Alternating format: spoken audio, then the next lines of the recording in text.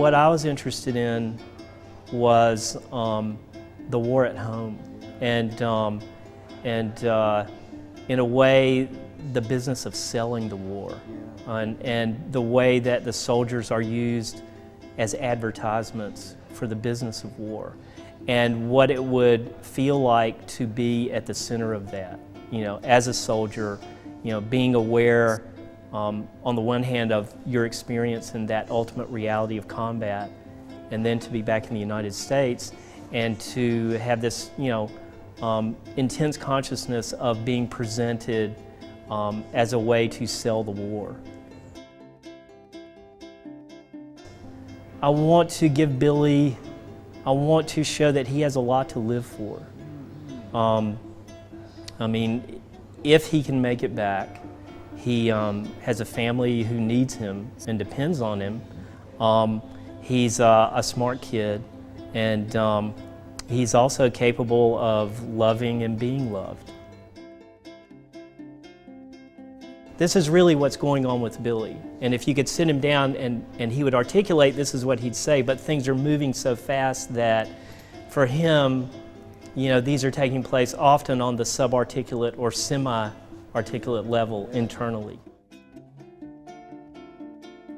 That's one reason why being young is such hard work, because you're veering between, you know, this intense physicality on the one hand, and on the other hand, I mean, you know, no matter how articulate or inarticulate, I think what it often boils down to are these, you know, fundamental existential questions. And maybe a 19-year-old doesn't have, you know, the exact language to articulate those things, those existential questions, but that's the essence of what they're feeling.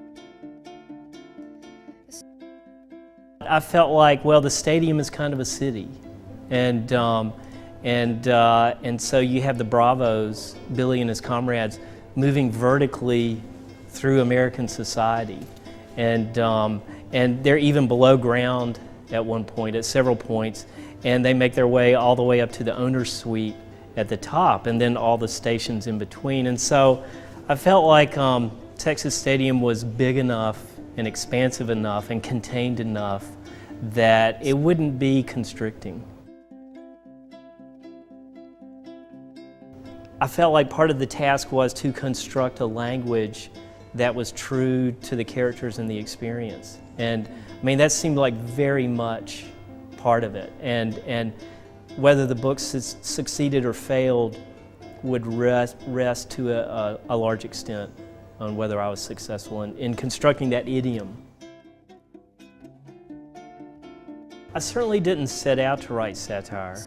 I think satire is often too sure of itself, and I'm never sure of myself, or I hope I'm not, because I think once we're certain of ourselves, we stop learning, or certainly learning slows down. And I was just going for straight realism in this book, and if it feels like satire, then it's the nature of the material.